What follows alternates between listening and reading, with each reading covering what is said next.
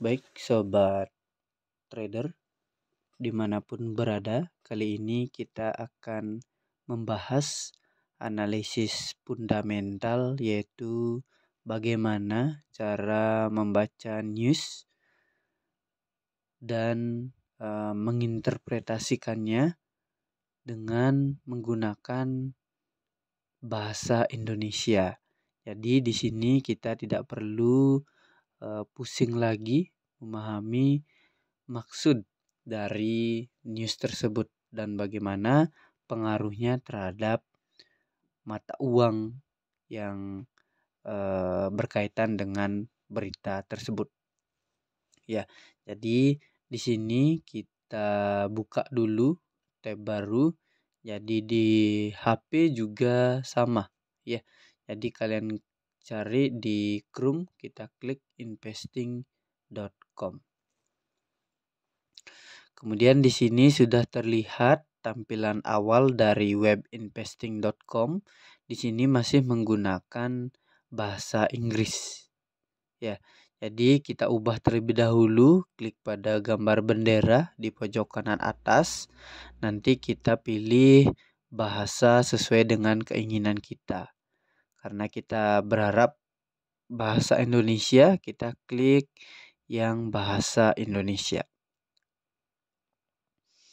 Ya, kita klik, kemudian kita tunggu beberapa saat. Ya, jadi sudah tampilan webnya di sini sudah menggunakan bahasa Indonesia. Jadi kita lebih gampang memahami apa maksud dari news tersebut atau berita tersebut, kemudian paham apa dampaknya terhadap mata uang. Kemudian kita klik kalender ekonomi, ya, untuk melihat news apa saja yang terjadi, entah itu kemarin, hari ini, kemudian besok, minggu ini, ataupun minggu depan. Ya, jadi misalnya kita akan melihat news apa saja yang terjadi pada hari ini, kita scroll, ya, kita lihat semuanya di sini. Kemudian coba kita ambil, kita lihat news apa saja yang ada pada minggu ini. Ya. Jadi yang pertama, sebelum itu kita lihat di pojok kanan atas, di sini terdapat tombol filter. Jadi di filter ini kita dapat memilih nanti mata uang apa saja yang akan kalian perlihatkan di news. Misalnya kalian senangnya di USD, jadi kita pilih di sini USD, ya. Kita hapus terlebih dahulu karena misalnya di sini kita senang trading di gold. Jadi gold itu adalah XAU USD. Jadi di sini kita klik Amerika Serikat. Jadi semua berita yang muncul nanti di news hanya berita tentang atau yang berkaitan dengan mata uang Amerika Serikat. Ya, ini diamkan, setting waktu, kemudian yang kedua ada setting kategori, kemudian yang ketiga ada setting tingkat kepentingan. Ini diamkan saja sesuai dengan settingan awal. Kemudian kita klik terapkan. Ya, jadi sudah terlihat di sini news yang terlihat hanya pasangan mata uang USD saja.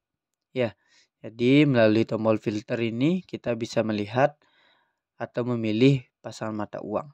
Kemudian jangan lupa untuk mengatur waktunya, ya, agar sesuai dengan keterangan waktu kita. Karena kita di Indonesia, kita klik GMT +7, yaitu Jakarta. Jadi di sini menggunakan waktu Indonesia bagian barat, ya. Jadi disesuaikan dengan tempat kalian.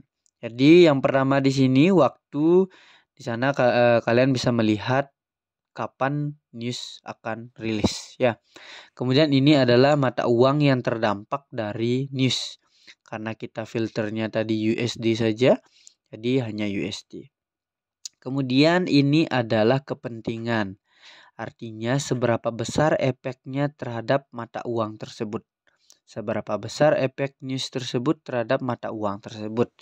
Jadi misalnya bintang 1 ini volatilitasnya itu rendah.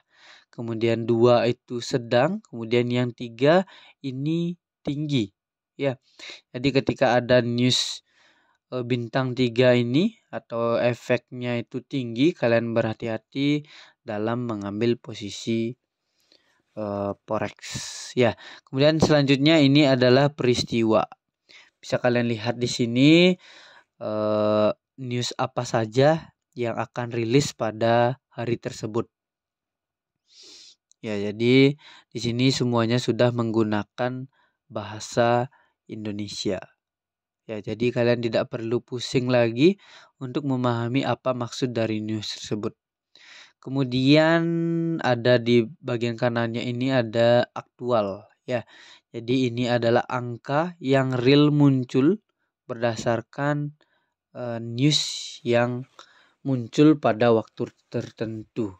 Jadi bagaimana cara memahaminya? Nanti kita belajar, ikuti sampai selesai video ini ya. Kemudian ini adalah angka sebelumnya atau apa namanya tadi saya bilang ini adalah angka di news sebelumnya ya. Kemudian ini adalah perkiraannya. Kemudian yang paling kiri ini adalah aktualnya yang akan terjadi atau yang terjadi pada jam tertentu ya. Misalnya di sini adalah indeks harga produsen. Ya. Jadi untuk memahami apa pengaruhnya terhadap USD ketika turun atau naik, kita bisa klik pada bagian itu. Ya, kita tunggu berapa saat. Oke, indeks harga produsen.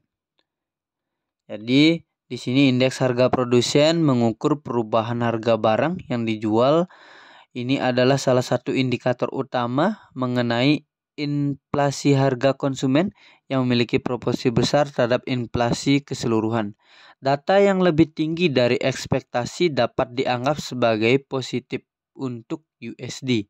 Sedangkan data lebih rendah dari ekspektasi dapat dianggap sebagai negatif untuk USD.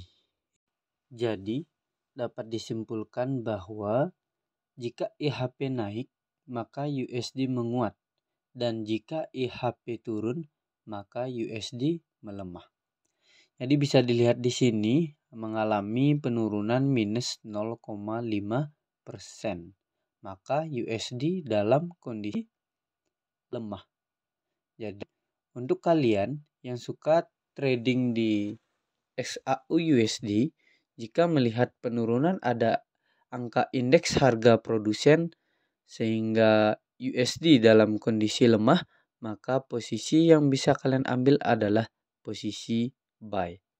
Ya, coba kita lihat lagi contoh lainnya yaitu di penjualan retail Amerika Serikat.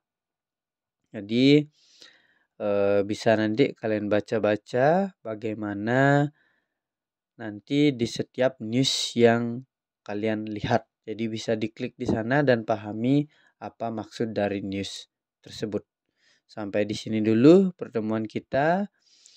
Untuk pertemuan selanjutnya silakan tulis komentar di bawah ini untuk pembahasan apa yang nanti akan kita bahas.